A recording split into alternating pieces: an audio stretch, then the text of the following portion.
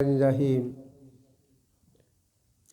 اتامرون الناس بالبر وتنسون انفسکم صدق اللہ العظیم ان اللہ وملائکۃ یصلون علی النبی یا ایھا الذین آمنوا صلوا علیہ وسلموا تسلیما اللہم صلی علی سیدنا مولانا محمد وعلی آل سیدنا مولانا محمد واصحاب سیدنا مولانا محمد وبارک وسلم وصلو علیہ۔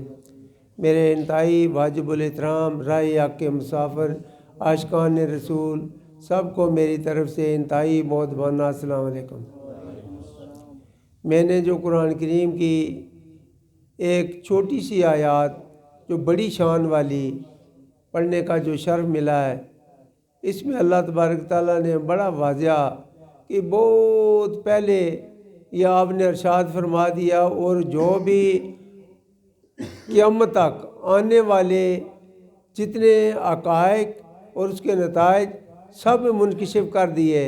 اللہ تبارک تعالیٰ نے یہ پہلے ہی بتا دیا، اتامرون الناس، لوگوں کو حکم دیتے ہیں، لوگوں کو بالبر، نیکی کا، تنسون انفسکم، اپنے جان کو بھول جاتے ہیں، اپنے آپ کو، لوگوں کو تو کرتے ہیں، نیکی کی ہدایت کرتے ہیں، مگر اپنے آپ کا کوئی پتہ نہیں کہ میں کہاں کھڑا ہوں، میں کیا کر رہا ہوں۔ اپنا نظر جو آ رہا ہے، یہ قرآن کریم نے پہلے ہی نشاندہی کر دی ہے۔ کچھ ایسے لوگ بھی ہوں گے کہ صرف لوگوں کو سمجھائیں گے، وہ خود نہیں سمجھیں گے۔ میرے پیو لکھیا ہے، آپ کہیں گے ہمیشہ یہی دھمکی دیتے ہیں، بات میں نے تو نہیں لکھی یہاں، یہ اللہ نے کہا کہ وہ لوگ جو لوگوں کو تامرون یہ حکم دیتے ہیں، امسی کا امر ہے نہیں، یہ حکم دیتے ہیں نیکی کا، وتنسون بھول جاتے ہیں، نسیان کیوں کہتے ہیں، بھول جاتے ہیں اپنی جان کو، اپنا کوئی پتہ نہیں۔ ہم کیا کر رہے ہیں، لوگوں کو تبلیغ کر رہے ہیں، مگر اپنے اندر تبلیغ اندر جانے نہیں دی، اپنے آپ کو سمجھے ہی نہیں ہے۔ تو یہ دیکھیں جو ان لوگوں کی سنگت اختیار کریں جو پہلے اپنے آپ کو، اپنے اندر کو مزکی کریں، پھر لوگوں کو دیکھیں۔ جتنے بھی ہو صوفیہ لوگ ہوئے ہیں، ان نے ساری زندگی اپنے آپ سے جنگ لڑی ہے، اپنے آپ سے جنگ لڑی ہے۔ ہر روز شیطان نہ لڑنے دا اپنے آپ دا لڑیا، اپنے نفس نہ لڑے ہی نے۔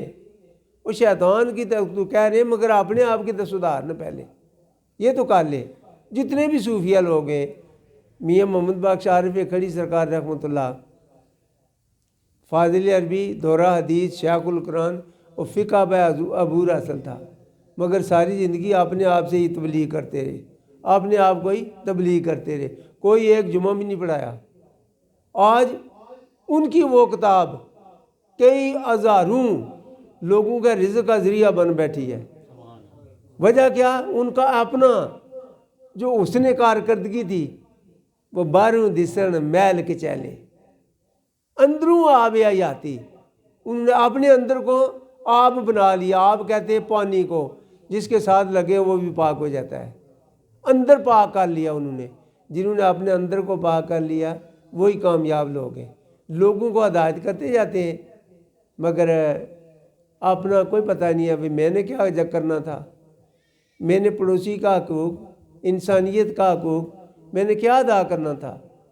تو یہ بھی ہے تھوڑا سا، وہ کوئی بھی اپنا استاد ہو تو اپنے اس لاڈلے پیارے شاگرد کو زیادہ ڈانٹے گا کہ یہ اوپر چلا جائے، اس کی تعلیم میں معیار بلند ہو اس کا، وہ اس کے ساتھ ایسا نہیں کرے گا تم ہی رہتی میرے نال ہی بہ جا، ایسا نہیں کرے گا، اسے ادب سکھائے گا، پہ جھڑکے بھی دے گا۔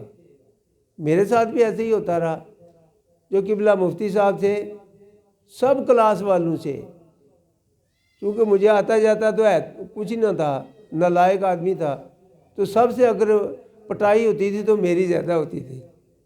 لوگوں کو اگر ایک چھڑی لگائی ہے، ایک سوٹی لگائی ہے، تو دو ترے اور زیادہ فالتو منافع نہیں مل جاتی۔ اس لیے کہ تو ایک فقیر کا بیٹا ہوگا، تجھے سبق نہیں آ رہا، یہ عالم دین کا بیٹا، تو تجھے سبق نہیں آ رہا، تو اس میں کیوں نہیں غرق ہوا، اس قرآن کریم کو کیوں نہیں اندر جانے دیا، تو مار تو مجھے ہی پڑتی رہی زیادہ ہے۔ جو بھی پکے ہوتے ہیں پتھر انہی کو پڑتے ہیں۔ تو ہم اس وقت کسی مرید کو تھوڑا سا اگر ڈانٹ دیں تو پھر وہ بھاگ جاتا ہے، مگر کتا جو مولانا صاحب بیان فرما کر گئے تو اس نے کیا، اس بار بار پیچھے اسے درکارا گیا تو اس نے کہا نہیں میں ایسے نہیں کروں گا، نہ میں چھوڑوں گا۔ اللہ سے زبان مانگ کر ان کو اپنا موقف سمجھا دیا کہ میں ایسے نہیں کروں گا، میں تابع داری کے لیے آ گیا ہوں۔ تو وہ 100 بار جھڑکیں دی انہوں نے پیچھے دھکیلا، مگر وہ گیا نہیں۔ کامیاب بھی مرید بھی وہی کامیاب ہوگا جو 100 باری بھی درکارے نا اپنا مرشد، اپنا در چھوڑے نا۔ وہ بھی بچایا ہے انہیں، وہ بھی بڑے کچے ہیں، پچھوں بڑے وہ بھی تیز ہونے، ان کو بھی پتہ ہوتا ہے کہ یہ ان کو ہم ایسے کرتے ہیں، یہ کرتے کیا ہیں۔ کوئی بھی پیر شفقت سے خالی نہیں ہوتا، وہ ایک شفقت اور محبت کا ایک سمندر ہوتا ہے جس میں ڈبکی لگاتا کوئی اسی میں غرق ہو جاتا ہے، جو لگاتے ہیں ان کو پتہ ہے۔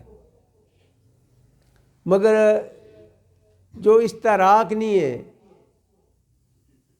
وہ اس سمندر میں انہوں نے ڈبکی لگائی نہیں ہے، ان کو پتہ نہیں ہے۔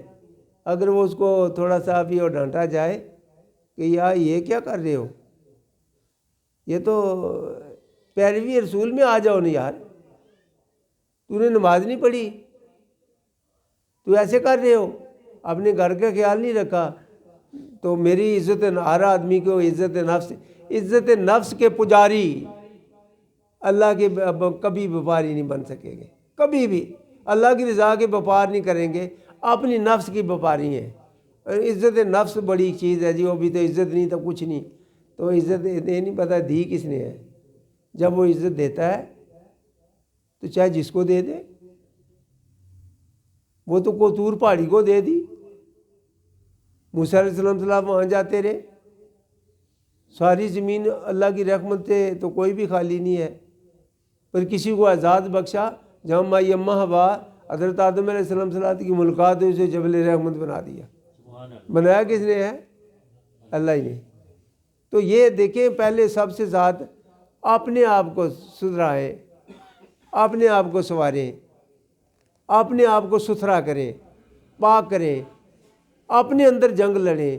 تبلیغ لوگوں کو کرنے کے بجائے پہلے خود سیکھ لیں نا اپنے آپ کو۔ میں غلامی رسول میں زندگی کا آخری سانس ادا کرنے کے لیے یا اللہ مجھے توفیق دے۔ میں ایمان کی پوری قوت سے کہہ رہا ہوں، الفاً قرآناً، کہ اگر کسی کو دنیا ساری کی بادشاہی مل جائے کئی ہزار سال، پھر بھی وہ ناکام ہے۔ کیا کرے گا اس دنیا کے ساتھ؟ وہ اسی عزت آبرو کے خاطر جنگ لڑتا رہے گا، زندگی کا آخری سانس بھی ایسے ہی اسی گمراہی میں چلا جائے گا۔ اس سے بہتر وہ ہے جو رات کو بیدار ہو، نماز تہجد میں ادا کرے۔ سب سے بڑی رحمت وہ ہے، وہ تہجد گزار جو ہے، راتی زاری کر کر روندے، نیند اکھاں دی توندے، فجنی اوگن ہار سداون، ہر تینی میں ہوندے۔ نماز تہجد پڑھنے کے ساتھ یہ نہ کرے کہ میں بڑا نمازی ہوں تو تہجد خوان ہوں، تو یہ پھر کیا کرے؟ تکبر سے پاک کرے اپنے آپ کو، تکبر بگائے علم کی روشنی میں۔ تو یہ جو کام کیا یہ اس کے فضل سے، اپنی کوئی حیثیت نہیں ہے کسی کی، اپنی کسی کی کوئی حیثیت نہیں ہے۔ جب تک اللہ کا فضل جس پہ ہوگا اسے اپنی رغبت دے دے گا، اپنی طرف مائل کر دے گا، اپنے ذکر و عبادت کی طرف مائل کرے گا۔ یہ اللہ کا فضل ہے۔ اے جی وہ دنیا میں اتنا مال، بڑی اللہ کی رحمت ہے، اتنی کاریں، یہ ہے، یہ سارا کا سارا جتنا بھی ہے تمہاری زندگی کا، آخری زندگی کا سب کا سارا یہ نقصان دہ ہے۔ یہ تباہ و برباد کر دی ہے آپ کی زندگی نے، اخروی زندگی کو تباہ کر دیا ان لوگوں۔ میں یقین سے جانو، اگر جب سے مجھے یہ پتہ چلا کہ مارو دشمن تو میرا اندر بیٹھا ہے، میں لوگوں سے جنگ لڑ رہا ہوں، یہ کیا؟ جب مجھے اس بات کا شعور ہوا، اللہ نے شعور دیا، یہ اس کا احسان ہے۔ تو یہ دیکھو دشمن تو میرا اندر ہی ہے، وہ کیا؟ دنیا کی محبت، لالچ، توبس، جس کے اندر وہ موجود ہے، حسد بغض موجود ہے، یہ تو شیطان کا کام، اسد کس نے کیا تھا؟ باب آدم علیہ السلام صلی اللہ علیہ وسلم، شیطان نے۔ یہ تو فطرت ہی شیطان کی ہے۔ انسان کا اور مسلمان کا تو اسد سے تعلق ہی کوئی نہیں ہے۔ اسد نے اس کی گردن دبوچ لی، اپنی طرف شیطان کی طرف مائل کر دیا۔ اس سے بچنے کے لیے ایک ہی طریقہ کہ اللہ تبارک تعالیٰ سے کی پناہ لے لے، اللہ کی پناہ مانگے ہر وقت، یا پاک پروردگار مجھے اپنی پناہ میں لے لے۔ تو جو اللہ کی رضا، اللہ کی رحمت کی پناہ میں آ جاتا ہے، شیطان اتنے مضبوط مکان کے اندر جھانک بھی نہیں سکے گا۔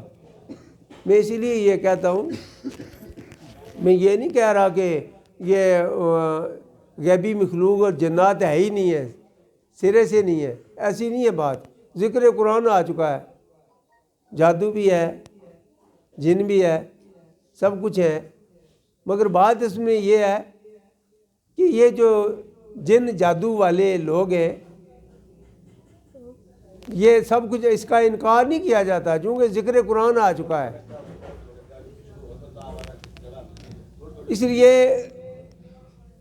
یہ اس کا انکار نہیں کیا جاتا، مگر یہ پکڑ اسی کو کرے گا جو رحمت کے سائے کے محروم ہے۔ وہ رحمت کے سائے میں آئے، اس کی پناہ میں آ جائے، تو اتنے مضبوط مکان میں کیا مجال ہے، اس کے گلی سے بھی شیطان گزر کر جائے، یہ کیسے ہو سکتا ہے؟ اللہ تبارک تعالیٰ حکمت والا، بڑا جابر، جبار کا ہار، بڑی غیرت والا، تو اس کا بندہ ہو، بندہ بن جائے اس کا، دنیا کی ہر خواہش کو اپنے اندر سے نکال دے، تو اپنے آپ سے جنگ لڑے۔ آتامرون الناس بالبر وتنسون انفسکم، لوگوں کو حکم دیتے ہیں بھلائی کا، مگر اپنی جان کو بھول جاتے ہیں۔ کیا ہم کیا کرنے ہیں، ہم کس جگہ چلنا ہے، ہم کیسے چلنا ہے، کہاں چلنا ہے؟ تو یہ نہیں ہے کہ پیرویر ایک ہی کسوٹی ہے اولیاء اللہ کی، قرآن اور حدیث اور پیروی رسول۔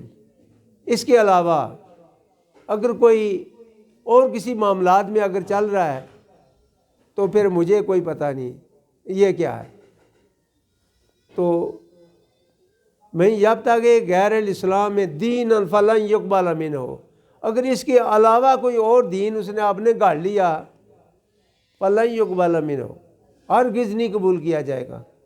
تو قبول وہی ہوگا جو پیروی رسول کی مہر لگے گی جہاں، جو پیروی رسول، محبت رسول کے علاوہ دین کی شرط اول ہے ہی یہ ہے۔ تو اگر محبت رسول نہیں ہے تو ہم یہ کہہ تو دیتے ہیں کہ وہ جی یہ تو یہ میلاد منانا یہ کیا ہے، یہ کیا ہے؟ دیکھیں یہ سیاستدانوں کے اتنے اتنے بڑے جلوس، اس پہ کوئی اعتراض نہیں کسی کو، وطن کوئی اعتراض نہیں، بلکہ اور زیادہ جو بڑا زبردست جلسہ تھا۔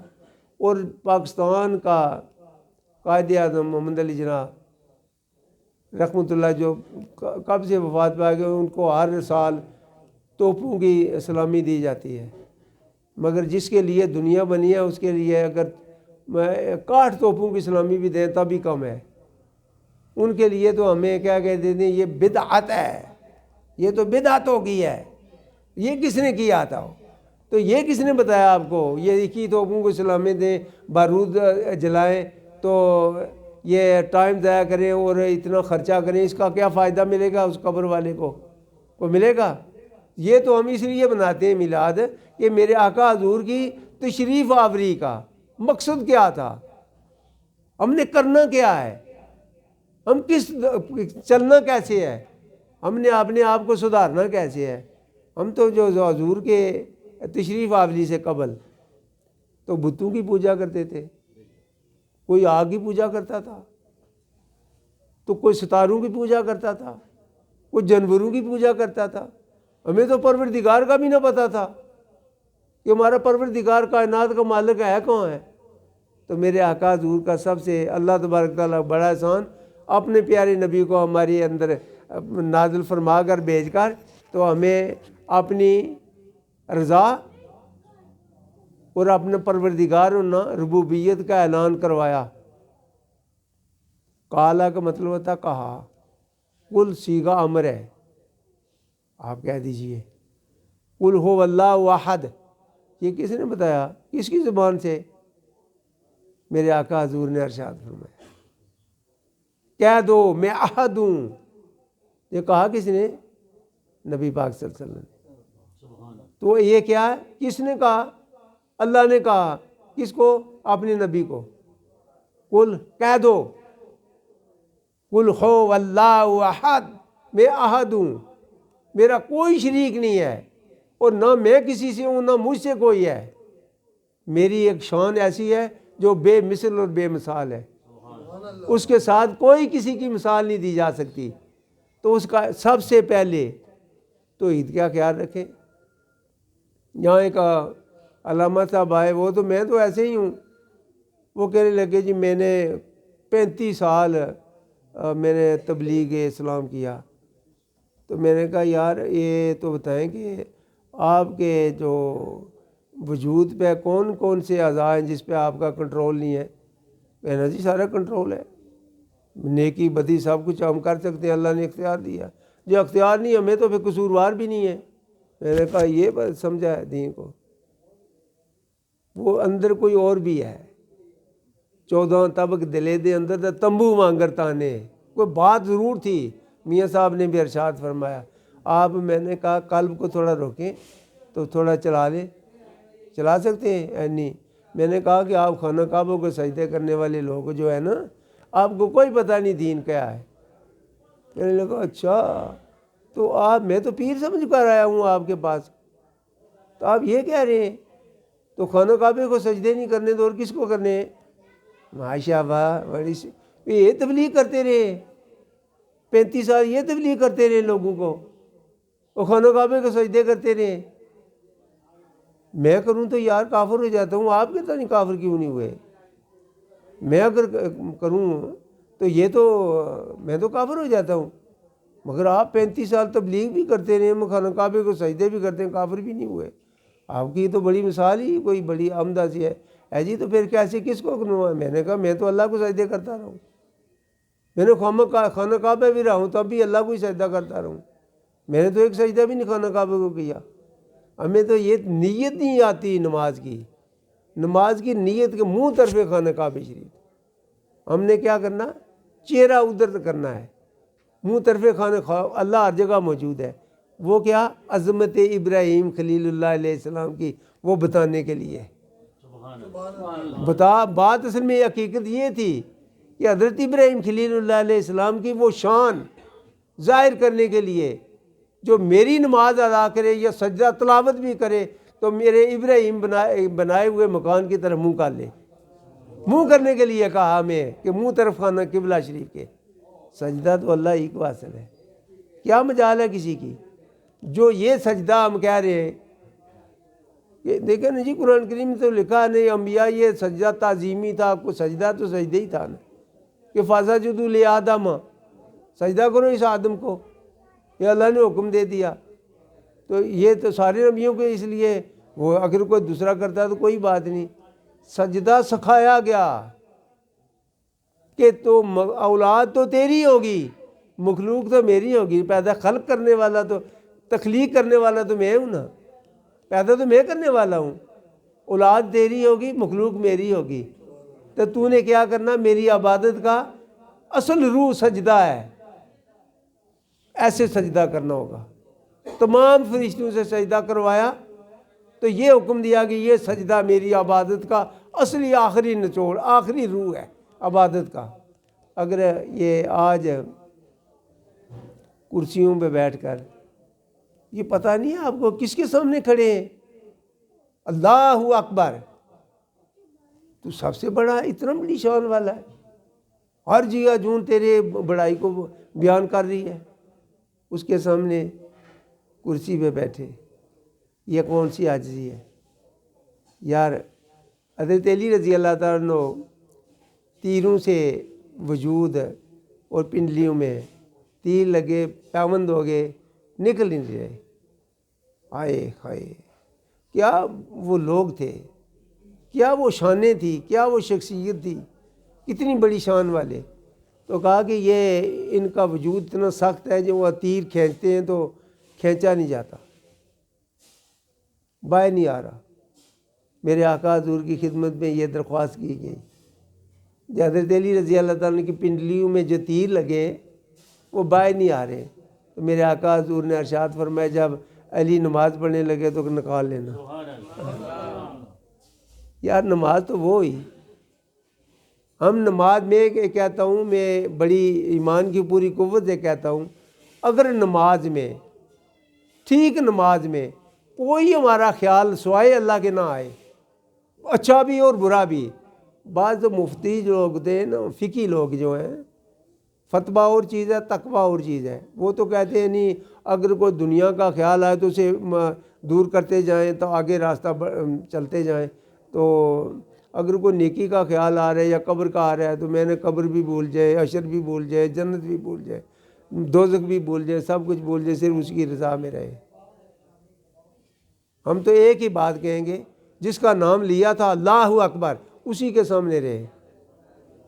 میں ایمان کی پوری قوت سے کہتا ہوں 80 سال کی عبادت سے وہ 2 نفل بڑھ جائیں گے جو توجہ سے کی، مگر وہ لوگوں کو ہدایت کرتے ہیں، تَأْمُرُونَ النَّاسَ بِالْبِرِّ وَتَنْسَوْنَ أَنفُسَكُمْ، اپنی جان کو بھول گئے کہاں کھڑا ہوں، جب نماز میں کھڑے ہوں تو خیال کسی دوسری طرف گیا۔ کس نماز کی بات کر رہے ہو؟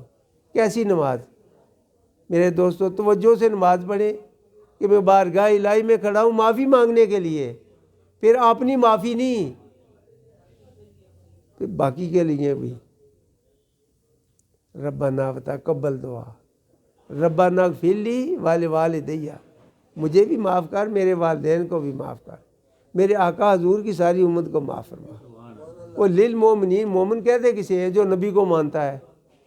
وہ جو ایک کافر کسے کہتے ہیں؟ جو نبی کا انکار ہے۔ وہ کافر کا لفظی معنی ہے انکار کرنا، جو نبی کی نبوت کا انکار کرنا وہی کافر ہے۔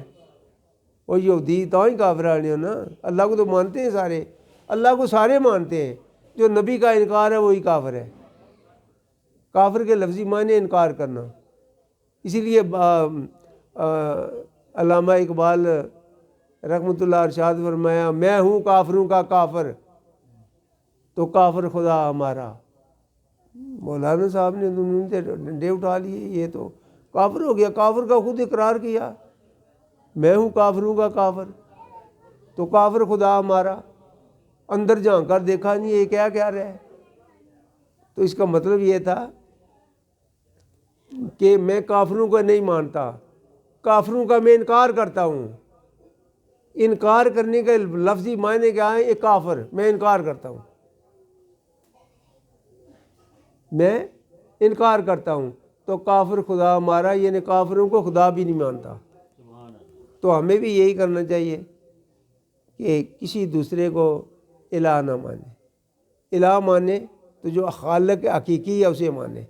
تو اس کے سامنے کھڑے ہوں، ایسے توجہ سے کھڑے ہوں جیسے حضرت علی رضی اللہ عنہ سے پنڈلی سے تیر نکالا ان کو پتہ بھی نہیں چلا، ایسے آ جائے۔ تو محنت کریں گے، جتنا بھی شیطان آگے پیچھے دائیں بائیں سے آپ پہ حملہ آور ہوتا جائے، مگر آپ اپنی پیروی رسول اور توجہ پروردگار کی طرف اس اتنی بڑے شان والے کے سامنے کھڑا ہو اقرار کرتے ہوئے، پھر آپ کی ٹانگیں نہ کانپ جائے، دل نہ کانپ جائے، یار کون سی نماز پڑھی ہے؟ تو جس کا دل کانپ جائے وہ یہ کہہ سکتا ہے اس میں تکبر آئے گا؟ تو تکبر یہ جو ہے یہ تو عزازیل کا، یہ تو شیطان کا کام ہے۔ مسلمان کا تو لفظی معنی ہے امن و سلامتی والا، یہ تو کسی کو تکلیف دیتے ہی نہیں ہے، یہ تو امن و سلامتی والے لوگ ہوتے ہیں۔ تو جو امن و سلامتی والے لوگ، اس میں سنی و بھی شیعہ کا کیا تعلق ہے؟ یار نام رکھنے سے کچھ نہیں ہوگا کہ میں سنی ہوں، میں شیعہ ہوں، میں دیوبندی ہوں، میں اہل حدیث ہوں۔ اگر عملی زندگی کو نہ اپنایا تو نام سے کوئی حاصل نہیں ہوگا، کچھ بننے سے میں کچھ بن چکا ہوں ایسے کچھ حاصل نہیں ہوگا۔ میرے دوستو ٹائم دیکھو کتنا، 12:30، چونکہ کھانا بھی کھانا ہے تو نماز بھی انشاءاللہ وقت پہ ادا کرنی ہوگی۔ تو آخر دعوانا الحمدللہ رب العالمین۔